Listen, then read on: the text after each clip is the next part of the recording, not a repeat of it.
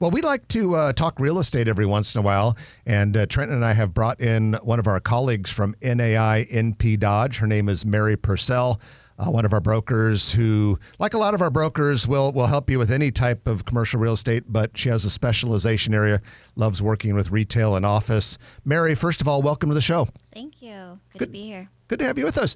And you are still relatively new with NAI NP Dodge.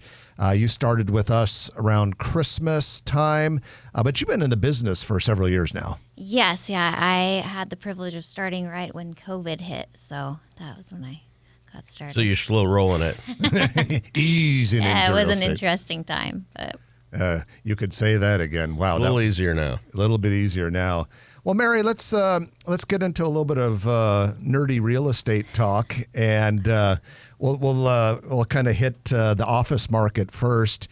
You know, a lot of our listeners, love looking at the cool buildings and driving around, and there are not too many buildings in the world that are nicer than a Class A office building, but.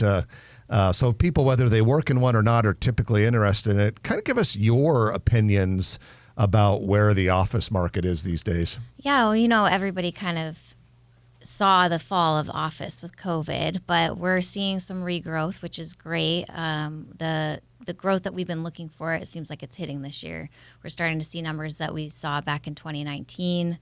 And here in Omaha, education and health services have kind of held steady, and in the last year, we've seen 4,000 new jobs in the Omaha area, almost 4,000 new jobs alone in the last year in education and health services alone.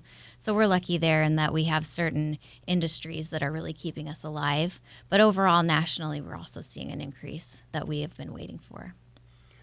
Good point. And when Jeff says there's nothing like a great Class A office building, I would say it's a lot better if it's full.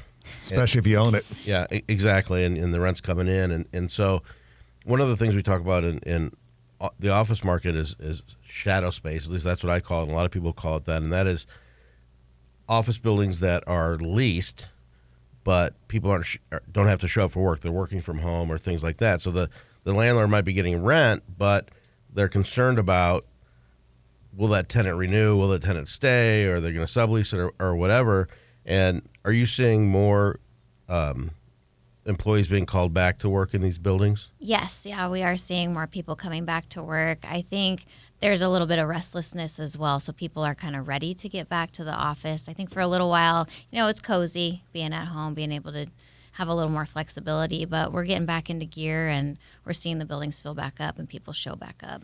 Jeff, do you remember when COVID first started and everybody's like working from home and people are trying to tell us that productivity increases when they don't have their cube mates and the distractions of people in the office, and I'm like, there's no way that's going to last. Yeah, I always felt that for some people that was probably the case, but in general, no way, because you have to spend some time in most jobs with colleagues face to face. Like, how do you orient a 22-year-old recent college grad to your company culture and mentor him or her if their only experience with the company is through a Zoom screen while they're sitting in their apartment or their childhood bedroom? It just doesn't work. Yeah, that's so true. And that you are seeing a lot more depression post-COVID too. And we're seeing a ton of counseling services going into these office spaces.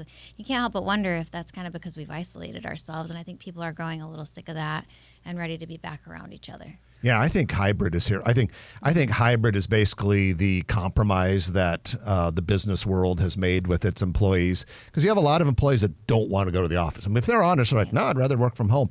Then you have a lot of employees, a smaller number, that want to be there totally. But it seems like there's this magic thing in the middle where people are like, I can handle going into the office and fighting traffic 2 or 3 days a week. Yeah. And the company's like, well, it's better than nothing. But one thing people don't like, especially in upper management, is sharing offices. Everybody likes to be able to close their door and have their windows and everything else. And that makes it pretty hard on efficiencies when an employee is a good employee, but they're like, well, I'll come in 2 or 3 times a week, but I don't want anybody touching my stuff when I'm not there. And so that hurts efficiency. And now it might be good for filling office buildings and things like that, but the models have to be totally changed when people are looking at office. Yeah, and you see these places where they have kind of these workspaces that don't belong to anyone and people coming in and out. And I think that's shifting as well. I think we tried that.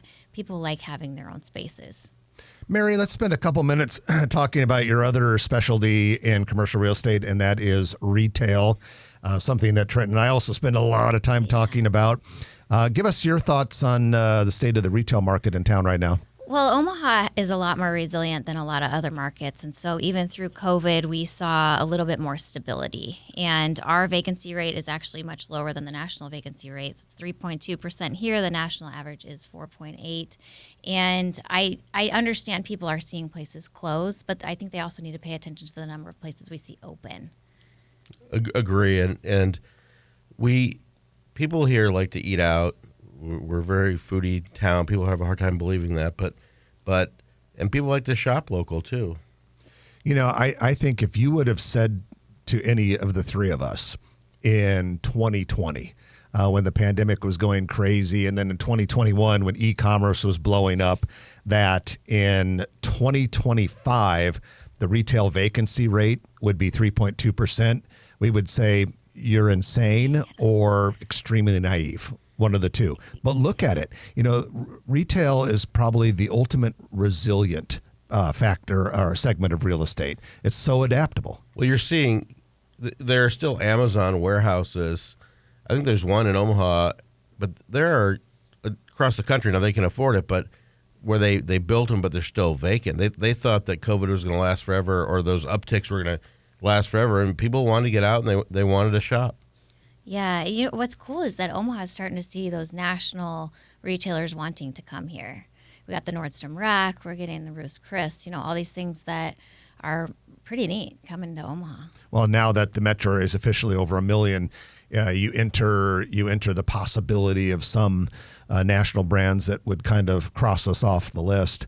Mary, before we wrap up, I want to kind of give you a chance to give us a big picture view of the real estate market in Omaha.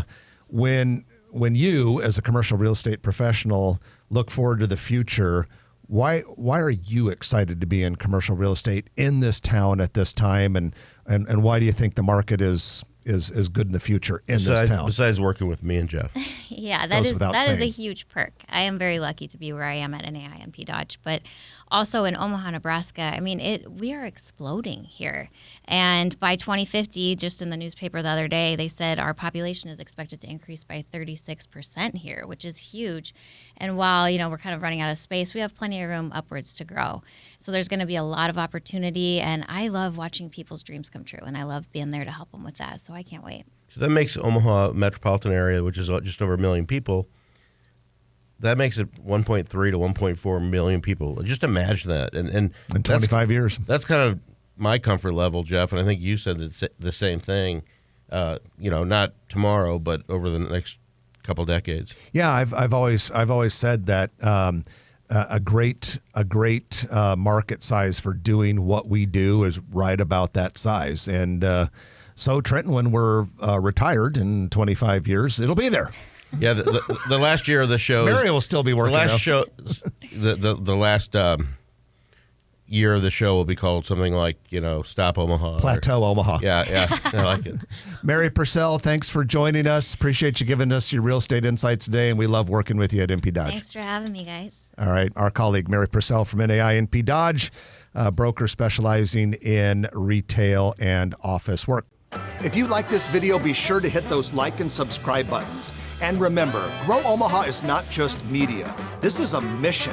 We are trying to build up Omaha and make it an even better place. We can only do that with your help. Share this video with your friends, neighbors, and family.